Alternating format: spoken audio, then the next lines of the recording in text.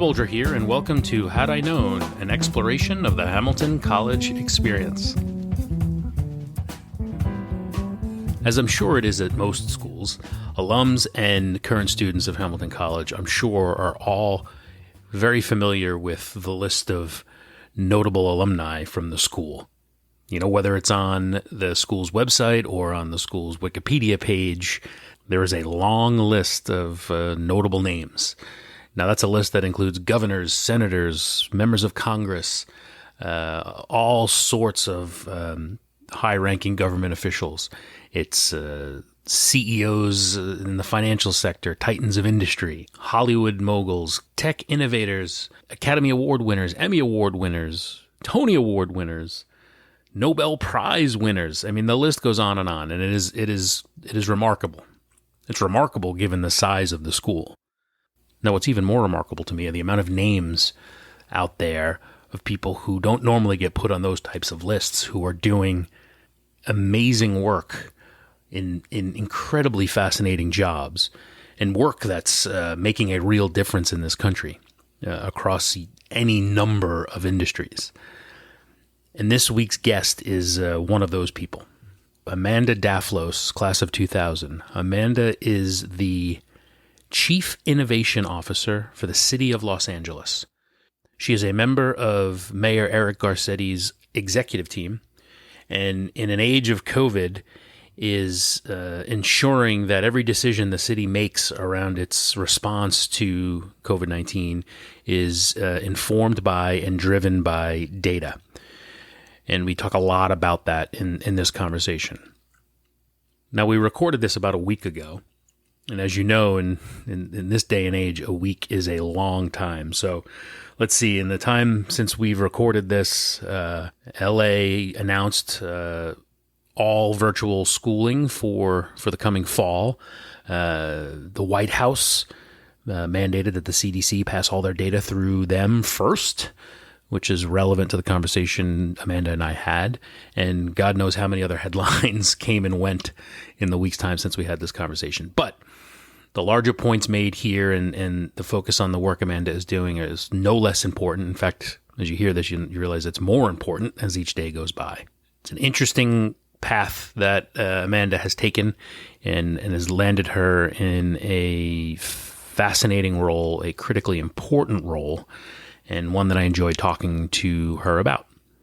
Now, before we get into my conversation with Amanda, I do want to take a moment to once again thank Josie Collier for joining us last week. It was a pleasure and an honor to talk to our Alumni Association president. I'm incredibly excited to see what she does in that role, and really looking forward to seeing the impact she makes. And I know it's going to be a big one. And I know many of you enjoyed it because you've reached out and told me. And I appreciate the feedback, so keep it coming. Had I Known show across the social media. Feel free to reach out on Facebook, Instagram, Twitter, Had I Known show. And if you haven't yet checked out that conversation with Josie Collier or any of our previous episodes, head on over to hadiknown.buzzsprout.com. Again, that's hadiknown.buzzsprout.com. So let's get into it. This one was a fun one. We talk about this a little bit in the conversation, but we don't get into it nearly enough. But my wife and I are eternally grateful to Amanda because back in 2007, I think it was, Amanda had created a business venture where she was developing group trips from the U.S. to Nepal to go on a trek. And my wife and I were in the first group to go on one of Amanda's trips. And I mean, it was a life-changing experience. As you'll hear us talk about it, a beautiful country, amazing people. I mean, it was incredible, and we got to see Amanda in action in Nepal. And speaking of Amanda in action, one of my favorite Amanda stories is a few years ago, my wife and I had dinner with Amanda and her husband in LA. And during normal dinner conversation, we were talking about Amanda's role in working in the mayor's office. And I remember Amanda talking about some of the frustration she had about how normal everyday citizens know very little about their local government.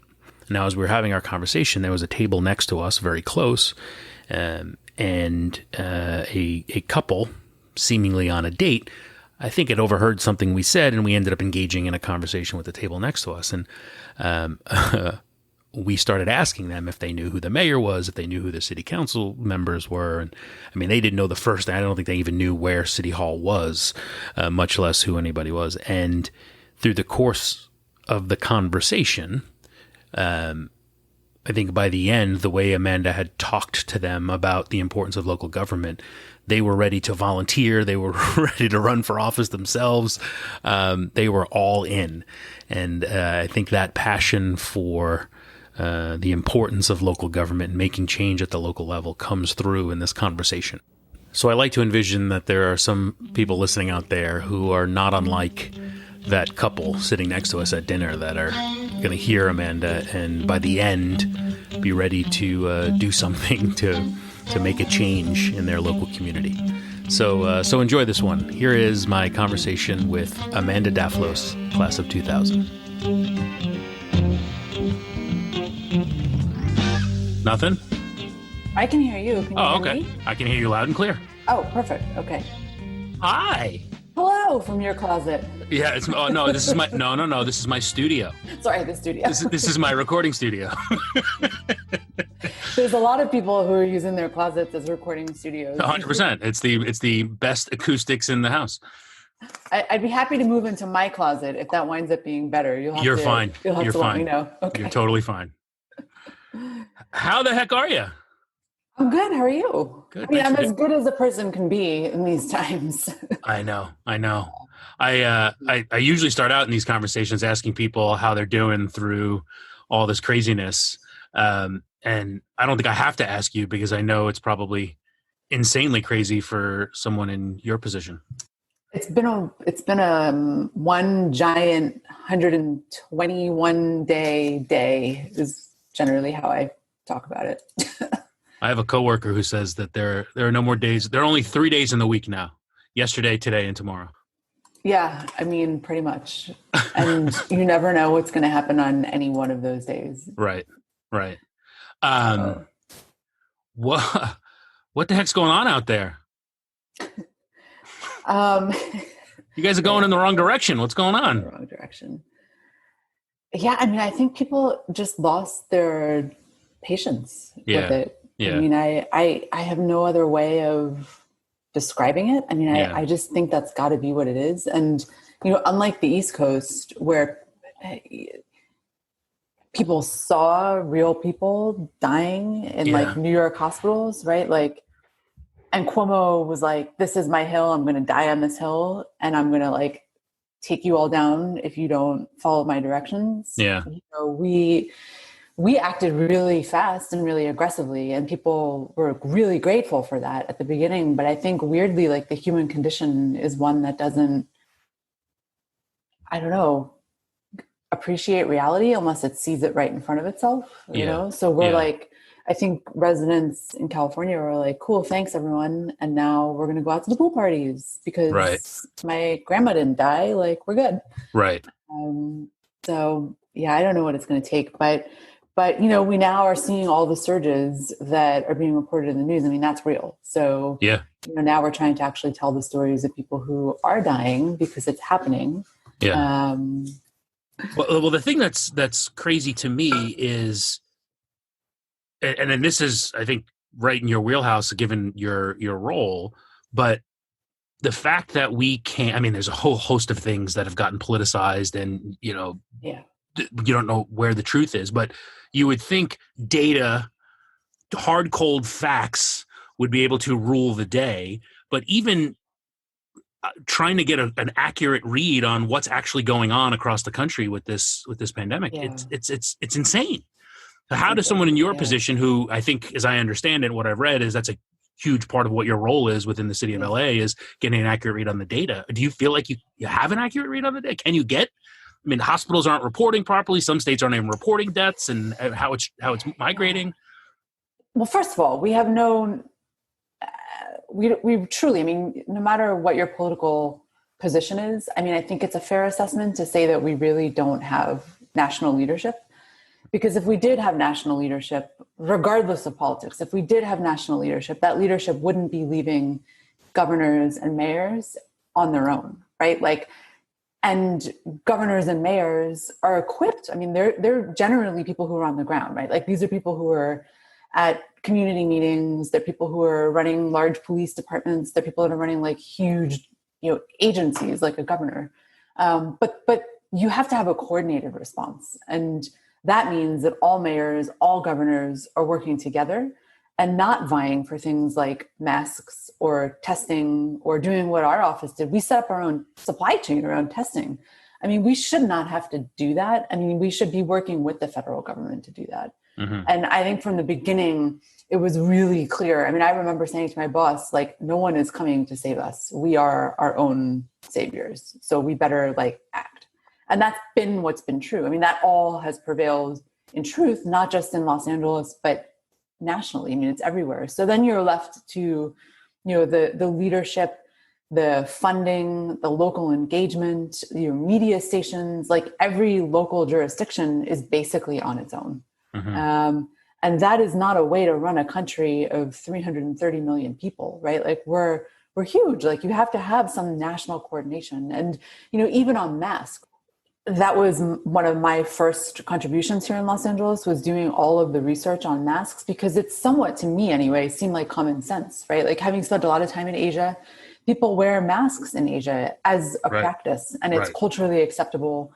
But there was this like wave of opposition against masks, with the idea being that we had no US research on it. And I was like, well, of course we have no US research, because who wears masks in the US ever, right? We're blessed to not have to wear them.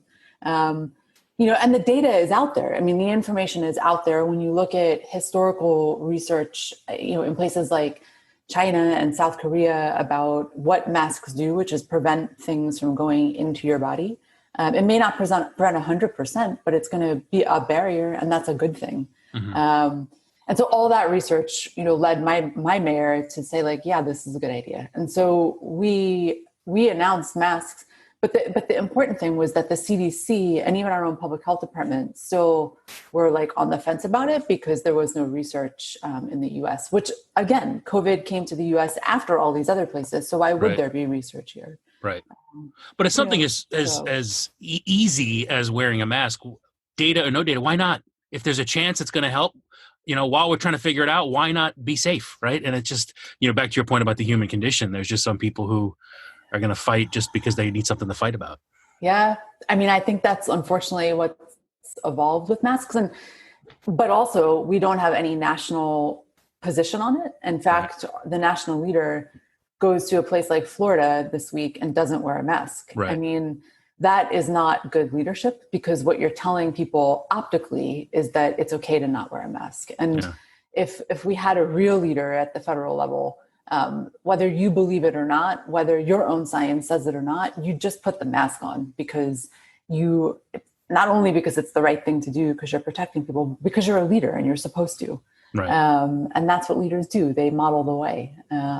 And we just don't have that, unfortunately. And so I think it's made roles like mine, like even more important in a way, because, as I fondly call it, not all that often, but like the data underground is, a lot of what has been shaping people's positions on this, because there's people like me who we have the access to the data, and we're, elevating it. We have people like my mayor who really is informed by data, our public health department, who we're publishing everything. I mean, it's really, it's remarkable. I have to say, like the pandemic, I've been my whole role has been around data and, design and elevating resident voices to try to formulate solutions in government that are better for people. Mm-hmm. Well, let's go back for a second. So Chief Innovation Officer for the City of Los Angeles. Did I get that right? Yes. What is that? What that is what was described by one of my staffers yesterday as a dash of this and a dash of that. Which, in the end, it's a dash of everything. But at the end of the day, what my role has become, I've been with the mayor. So I joined the mayor's office in 2015. I was recruited to stand up what was called at the time the innovation team. And that was with a grant from Michael Bloomberg's philanthropy. Their goal at the time was to try to sort of stand up hubs within mayor's offices that could use data and design and project management, at least that's how I define our role, to try to help mayors look at root cause problems in government, and then either dismantle programs, make better policy that's data informed and resident informed, but at the end of the day, really create outcomes for residents. So I was like patient zero, and moved to Los Angeles for the role, stood up the team, hired the whole team, and now 5 years later, the team is sustained by the city, which was a huge deal actually to get moved from a grant to actually being paid for by our general fund, because it sort of just proves that all the work we were doing was really great. And then last year I stepped into a role on the mayor's executive team as his chief innovation officer. And so now what that means is it's meant in the course of this time, working to sort of help him on anything related to data, anything related to systems, standing up, new programs that are, kind of the very project oriented things, and really a dash of this and a dash of that in a lot of ways. But, and in sort of our response to COVID, it's also, evolved in a big way. Yeah, I was going to say, it's probably what you're doing now is not what you thought you were signing up for when it started, or at least parts of it. No. It's definitely, what's been interesting though is because data has become center to this pandemic, nationally, my role has also become even more important, I think, because, I started following everything that was going on with COVID in January here in the US. I started following all the Johns Hopkins dashboards that I think a lot of people now are very familiar with. But at the time, it was like a ragtag group of people. In fact, some of my friends who I've known now for more than a decade are behind all of that. And in my opinion, deserve, a major prize at the end of all of this for their ability to actually give data a voice and probably set the course in a hidden figure moment. In a big way, I think they actually set the course for all of us thinking about this in the context of data. So the first thing I look at every morning is that red or green state chart. Exactly. Impresses me every morning, but every morning. They're like the hidden figures in your life, right? Like you have no idea that these people are the people that, programmed your mind to wake up every day to look at the Johns Hopkins dashboard and decide whether it's like a thing, whether you're going to go out or not. Or whether it's okay or not.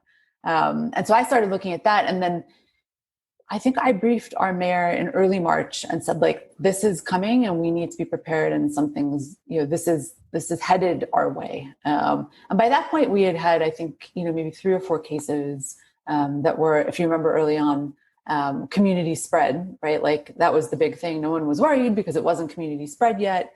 It was all, rooted back to a person coming from either China or some other place that had, Italy. But in the end, our approach was, leading with data and sort of giving, my mayor sort of a whole perspective on, what might come our way and what the data looked like in other places. And, what at the time I was saying was a very un-American crisis headed our way. Because it requires cooperation. It requires trust. And in the times we're in now, where again, we're absent of federal leadership, those things are even harder.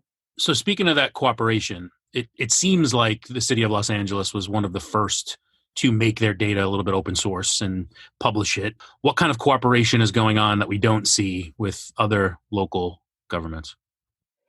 We were the first, I think we were the first to make all of our data available. You can download it every single day. My office puts together a it's like 70 slides now, but like 70 slide analysis every day for the mayor. And we publish that on, I think it's lamayor.org. And then there's a coronavirus section. And then there's a data section. Many of those parts of his website on coronavirus are things, that now my office is leading, including something we launched 2 weeks ago, which is the threat level indicator here for Angelenos, just to know our infection rate. But we were one of the first offices to publish that and to publish, for the most part, what the mayor sees every day. But there's so much cooperation that goes on behind that, behind the scenes, which is to say that, in the end, I think one of the things even Angelenos don't really know is that Los Angeles is one of 88 cities in the county of Los Angeles. The county is about 11 million people. The city is about 4 million people. So we also make up the greater part of the county. But we have no public health department ourselves. So we are a city of 4 million people with a public health department that's the county agency. So we rely on the county in times like this for their support. So there's a fair bit of collaboration that is hard sometimes for government agencies. My office has been the office that's like, I'm responsible for all the data and the research and sort of the COVID new programming that we're doing. So I spend a lot of time with many of their medical staff every day on the phone, their data people on the phone, and we just go back and forth and share information and try really hard to be sure that what my boss is saying. He does briefings no longer every day, but he's doing briefings a couple of times a week.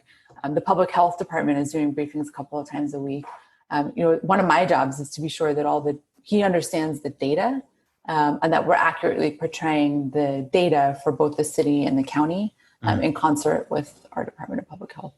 So, I imagine there's a big challenge. You mentioned the briefings, and Mayor Garcetti's not doing them daily anymore. I live here in Massachusetts. Our governor is doing something just about every day. You mentioned Cuomo. He's certainly out there every day. I suspect that there's just a general fatigue, even from people who want to do the right thing and are trying to do the right thing. They too have mentally moved on. How do you battle that? What's the messaging strategy to try and combat that?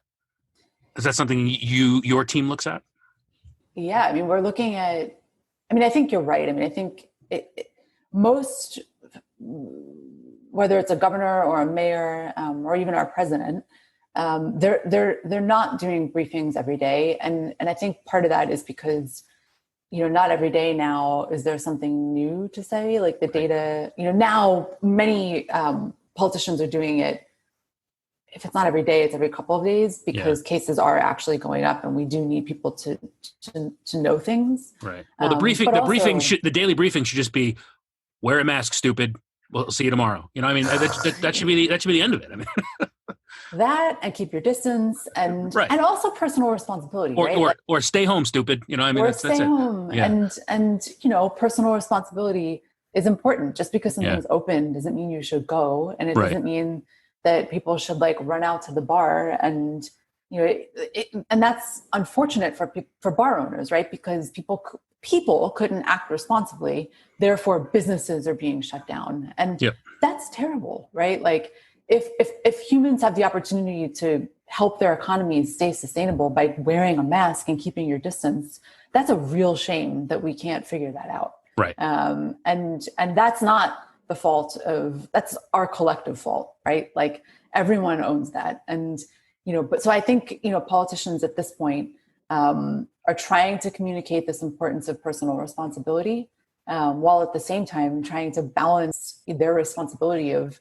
following the data and shutting things down, recognizing that shutting things down, it's not great for the economy. And so we need to rely on, residents to do the right thing and then act to fill in the gaps. And unfortunately, those gaps are sometimes wider than we want them to be because people aren't doing their part. So this is like our un-American moment that we need to figure out. We need to come together and we need to wear masks and we need to keep our distance and we need to help our businesses stay open by doing that. Yeah. It really is in some sense that simple. Yeah. You wonder if this is a trend. I remember having a conversation with you years ago about local government, local politics, and marveling at how little people knew about who their mayor was, much less who their city council was. And they just don't pay attention to these sorts of things and the civic duty surrounding that. And if there was ever a bigger civic duty now, it's to do what's right in this moment.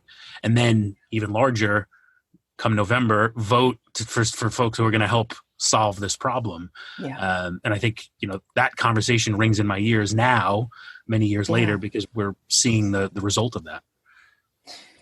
I mean, 100%. 100%. And if there's one thing that, well, if there's a list of a few things that people can go do right now, it's look up your mayor, look up your chief of police, look up your city council, because those are the hot topics now, right? Like how can one get involved? And, for everybody out protesting, I admire all of our protesters and encourage them to know who their chiefs of police are and the history of their police departments, the history of their city. Like all those things really matter because, if we're going to make good policy, we have to know what the history was to get to the future. Like it is. I had a whole conversation last week with someone who, had really good points about things that should change in local government. And, but some of them had already happened. And there's this like circular thing where if we don't all read up and get educated, like it winds up becoming hard because we can't actually necessarily always make change because we just don't know the data and the facts. So we wind up spiraling in these discussions and not actually doing anything about it. So, my hope is that people can use this opportunity to, I think most people now know who their mayor is because so many mayors have actually had to come to the table and, be doing these weekly briefings or nightly briefings because there is no American, national leadership, but it is a real opportunity to get to know people and stay in it for the long haul because, this stuff is not fixable overnight. And by the same token, government has a responsibility to write the history of, the police department and put it online so people can actually review it. The hard part is that government's on the ground a lot of the time responding and, doesn't make a fancy website where everybody can, learn about the history of the LAPD or the history of the Department of Cultural Affairs. Like, we're like actually doing the work. So we're not necessarily spending the time or the money on those websites. But I do think that this has been, an opportunity to see that change because I had a call this week with a web company that's now going to, build a website that talks about the history of some of these things because, Angelenos need and deserve to know. And that will ultimately make better policy because people will be able to see the progression of, whether it's policing or the progression of a city council or whatever those things are. So, and then the other most important thing is to vote. And get everyone and everyone on your block, even if it's just your block, get everyone on your block to vote. Yeah. Because what we're going through now is 100% unacceptable. And we have no shot at it getting better with the person who's currently in the White House if he stays there, which is just my opinion. But it's my opinion not because I don't like the man. It's my opinion because of what I've seen happen. And it didn't have to be this way. We've had Ebola, we've had measles. And in those places, we've had leadership, and whether you agreed with the person in charge at the time or not, we still didn't have a pandemic. And to say that it's because it's here in America and we're too big, that's also not true because China has not had this, South Korea has not had this, places in Europe have not had this. It's a leadership problem. Yeah, yeah. You mentioned the protests a moment ago, and I know that. I assume that another part of your job is helping the city around issues of diversity, both from a race perspective and certainly a gender perspective, whether that's housing or any other number of governmental programs.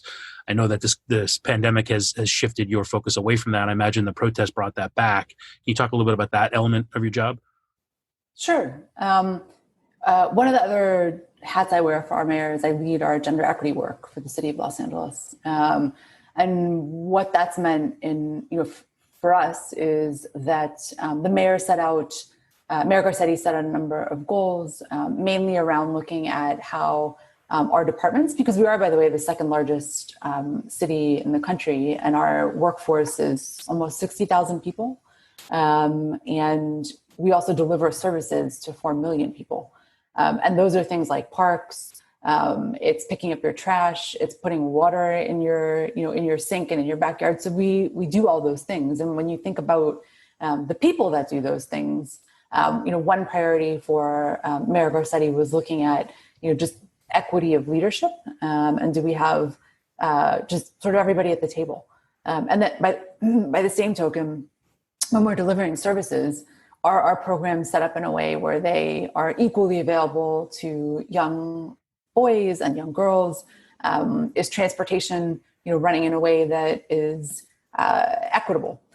So he put that forward in 2015, 2016, and then I came into that part of my role in 2016, I think, 2016, 2017. And so what we've done is we've had all of our departments, which is, on the order of 40 departments that oversee those 60,000 people. We've had them write gender equity plans. And every year they have to write plans. And those plans are, meant to do a couple of things. One is baseline where they are. And then second is create actionable goals that they will achieve within a year. And those things are, around leadership in their department, staff in their department, and then city services. So how are they going to change the way they deliver city services? And every year we hold them accountable. So every year we go back and we say, these were your 10 goals. Like, what was your progress? Did you get it done? How close are you to getting it done? What can we do to help you? So I always call it operationalizing gender equity in city government. We've created a way to set manageable goals, not 100 of them, but more like 7 to 10, and then hold everybody accountable in our departments for getting that done. And then our mayor, now we give out an award every year to the departments. There's not a lot of that happens within government. And so we've made it competitive also amongst departments, which is a good thing. Like everyone's vying to try to get the most stuff done. So in the course of these protests, our city, our mayor, again, has kind of put our money and our action where our mouth is. And we are going to take that same model and apply that to racial equity with some obvious and important changes. But we're going to take that same model of creating plans and holding everyone accountable to our racial equity work. And so our mayor named a woman to the role of chief equity officer. Or chief racial equity officer. And so I've been working with their office to help them as they take kind of what our blueprint and use our blueprint for this next round of work, which will be really important. So you're keeping busy. It's been really busy. So let's go back. So I'm interested in how you got to where you are today. And since this is a show about the Hamilton experience, I guess we should talk about that. How did you end up at Hamilton? I ended up at Hamilton. I grew up in Smithtown, Long Island, which is in Suffolk County, Long Island. By the way, one of the highest counties for coronavirus, as the Johns Hopkins dashboard will tell you. Yeah. I did not know that. So my parents still live in the house I was born and raised in. And so I, from afar, have been trapping them in their house for the last several months. But I grew up there, and my parents went to college, but they didn't really complete school, and so they really wanted me to go to the best school I could get into. But I also needed a scholarship, so I applied to all of the Northeast schools, Dartmouth, everywhere, and then I got a scholarship in Hamilton. So I went to Hamilton.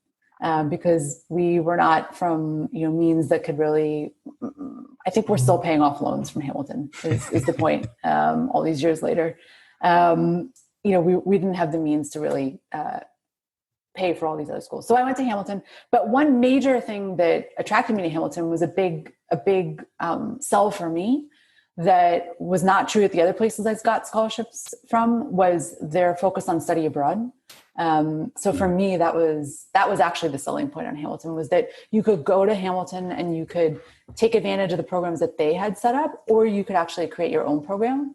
And so I knew that, I was never going to really get, at least in my mind at the time, I really wanted an experience that I would never be able to get anywhere else. And Hamilton definitely fit that bill. And when it came time to study abroad, I did what they said I could do, which was I created my own program. And I went abroad. And so that was for me, a major part of going to Hamilton, was how much focus they put on the international experience. And I certainly want to get into that. But before we do, the idea of giving an experience you couldn't get anywhere else outside of the international study experience, do you feel like you got that?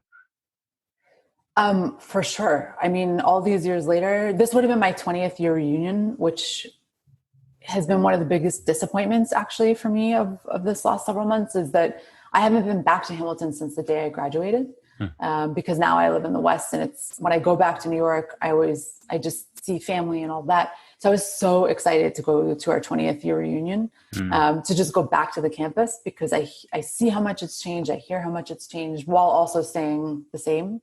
But many people from Hamilton have shaped my life in ways that I don't think I ever appreciated on the Hill, or even really appreciated just like the close ties that come along 20 years later with even just saying I went to Hamilton.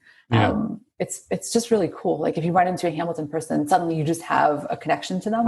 Right.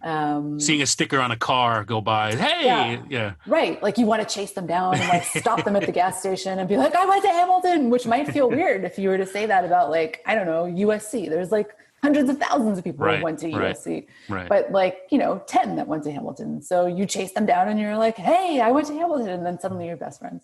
Yeah. But I think that network has been, it's always been just so impressive to me, but not something I didn't go to prep school, and there's just a big element of that at Hamilton. And that was very unfamiliar to me. Sure. But all these years later, like I feel like it was a thing I didn't understand at the time, but now afterwards, I'm just incredibly grateful for how much the school pays attention to that. I think that's how you and I became friends, is because there were two Long Island people from public school, and we're like, talking what the heck is happening here? Exactly. What is this? Yeah. That's right. So you were looking for a study abroad program when you were looking at schools. Did you know where you wanted to go when you were in high school? I didn't know where I wanted to go, but I knew that I wanted to go someplace that I just kind of always assumed I was going to be broke my whole life. And I was like, well, this is my one chance. So I'm going to go as far away as I can to a place that's going to be, harder than anything I'll ever be able to do or pay for. And I think part of that was just being young and not ever really having any expectation that I'd be able to go anywhere. So anyway, but then also I had always just been drawn to Asia.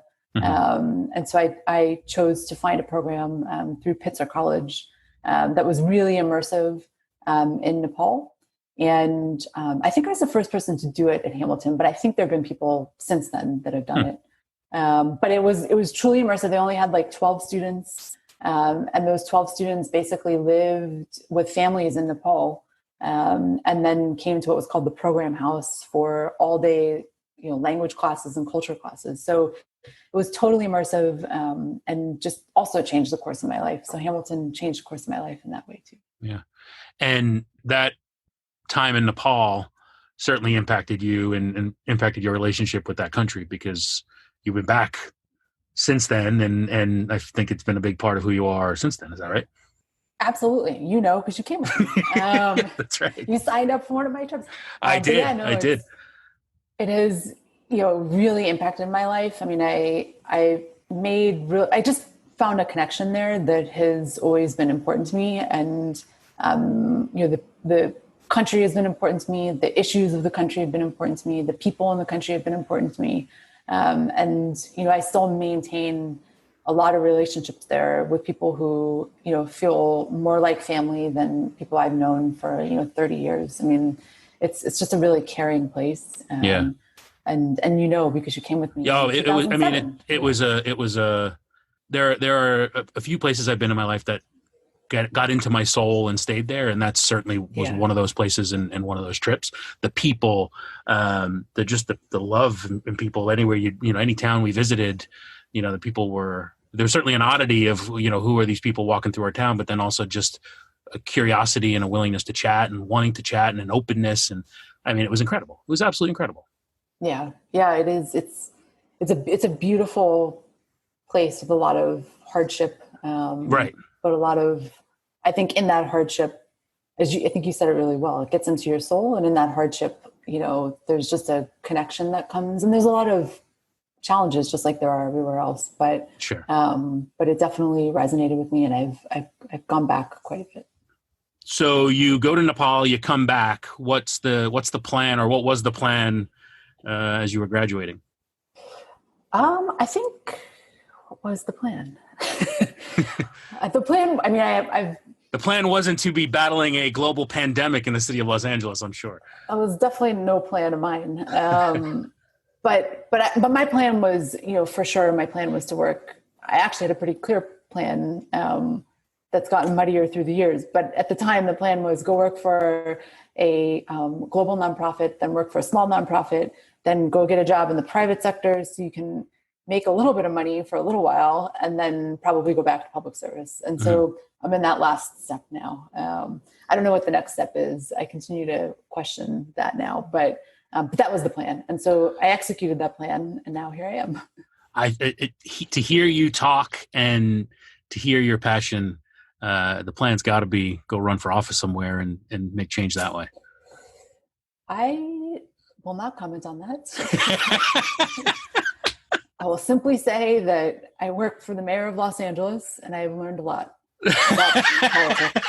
Understood. That's what I will say.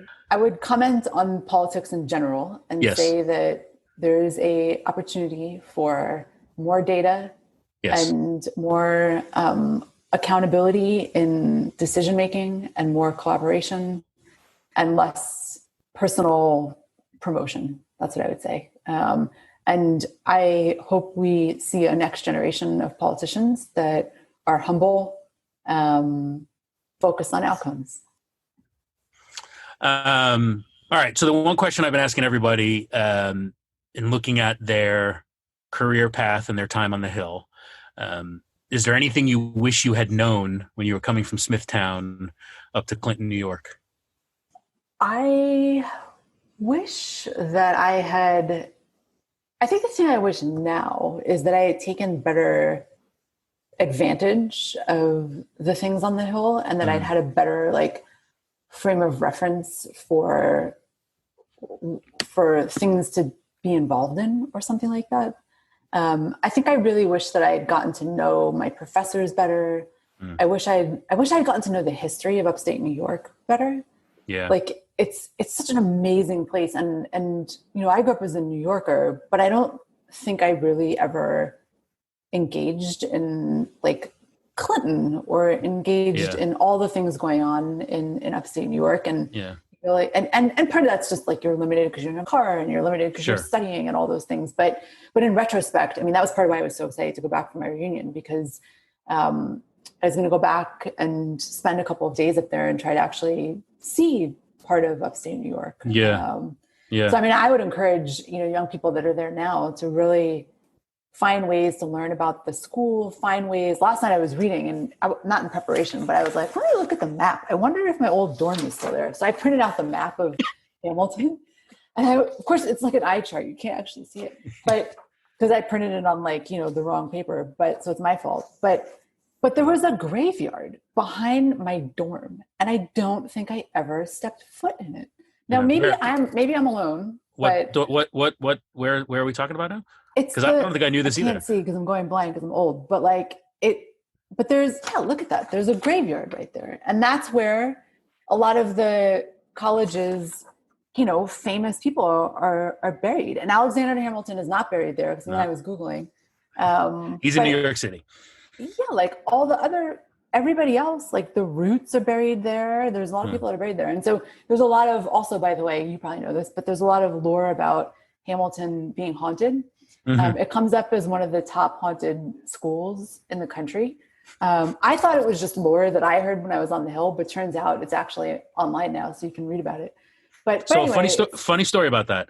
So my freshman year, I lived in North 101, and my recollection was literally we're unpacking our stuff, and there's a knock on the door, and it's some upperclassmen, and they come in and they say, "Good luck to all four of you." And we said, "What do you mean? This room is cursed." And we said, "What do you mean it's cursed?"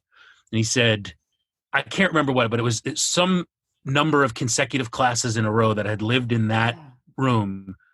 At least one of the four did not graduate. Really? And we were like, come on. And fast forward to sophomore year, one of the four of them didn't come back to school. Really? Yeah. I mean, it wasn't for grades or anything like that. It was a financial, he was an international student, and he couldn't afford to come back, I think, or something along those lines. But yeah.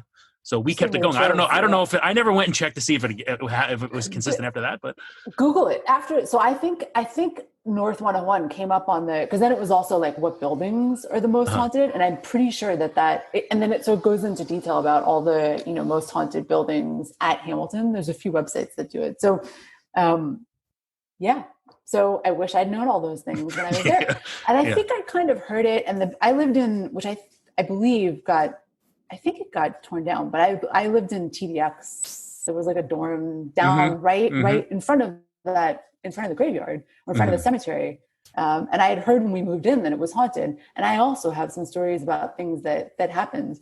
But for anyone that's at the Hill now, I mean, I think the thing I regret the most is not getting to know my professors better and not, really appreciating that you are one of like 1,400 people on this hill in upstate New York, trapped in the snow, which can be kind of crazy at times, but also it is the only time you will ever have that in your life. And just like it'll never come back. So I would wish for that now, right? Like just to have that beauty around you and be able to just learn. So anyway, that's the thing I wish that I'd known more.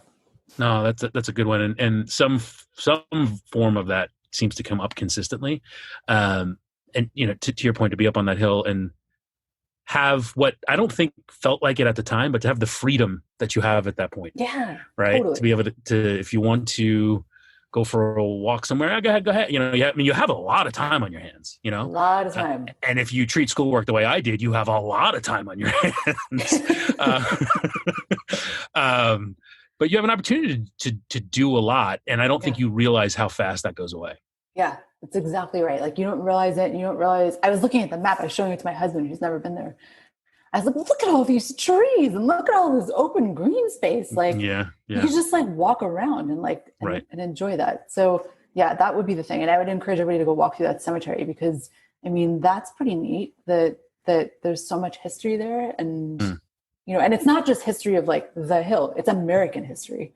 And that's pretty incredible to have 4 years there and not fully appreciate that's a thing. So everyone should just go, enjoy that. And I hope we have a reunion and I get to go do that myself next year. Well, look, I'm glad that at least there are some people like you out there fighting the fight. It's incredible. I love reading about. It feels like you're constantly speaking. You're constantly getting some sort of award. So kudos to you. Well, thanks. Yeah, it's it's impressive. Local government's definitely a place to be for people that want to be able to actually see outcomes. It doesn't get the street cred that it should as a career. And it would be great if we could have more great people in local government, especially at this time. I mean, I kind of feel like we should make this the advertisement for local government because local government really is doing so much. I mean, we are literally testing as many as 25,000 people a day for coronavirus in Los Angeles. And we stood that up by ourselves. There are people just like me who, work on our team that's been what they've been doing. Masks came literally out of Los Angeles. We're the first city to offer testing for asymptomatic people.